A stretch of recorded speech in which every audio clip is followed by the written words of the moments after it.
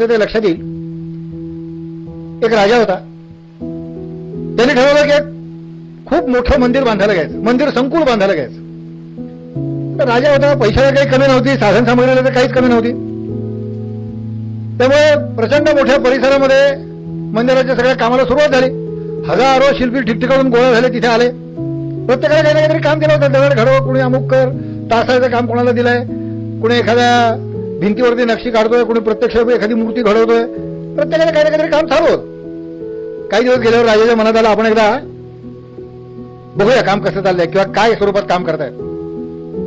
पगार त्यांनी सगळ्यांना भरपूर द्यायची व्यवस्था केली होती. काम चांगलं झालं पाहिजे, तर पगार चांगला दिला पाहिजे, तो देत होता, त्याचा काही प्रश्न नाही. पण काम कसं होतं हे लोकांच्याकडून ऐकण्यापेक्षा स्वतः बघावं. पण तो बाहेर पडला वेश बीज पालटून. राजासमोर आल्यावर कोण धड बोलणार, तसं एकदम कोणी सांगणार नाही. आणि मग वेश बदलून एक पाथरवट होता, काहीतरी ठाकठूक करत होता, त्याच्याकडे गेला आणि तो विचारला त्याला काय करतोय तू आणि हा उद्योग कशाला करतोय. तो थांबला जरा काम करता करता आणि राजाकडे बघून म्हणाला, काय करणार, मी नशीब फोडतोय माझं. पोट भरायचं तर काहीतरी काम केलं पाहिजे. कष्टाचं काम नाही केलं तर घर चालणार नाही. इथे पगार चांगला मिळतोय, कष्टाचं काम असलं तरी ठीक आहे, मला जमतंय काम आणि त्यामुळे माझं चरितार्थ भागतोय, माझं चरित्र भाग जे करायला लागेल ते करायला भाग ते करतोय.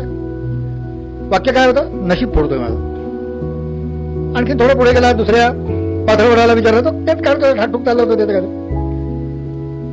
काय करतोय बाबा. त्याने उत्तर दिलं की असं आहे, आपल्याला काही ना काहीतरी काम करायला लागतंच.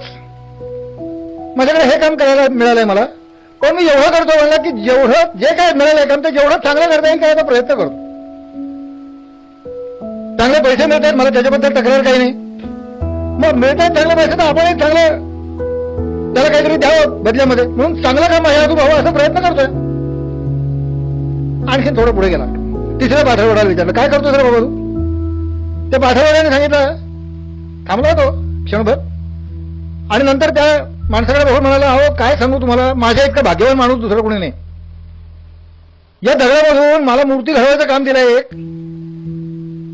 ही मूर्ती कोणी घडवली नाही हे कोणी बघणार नाही.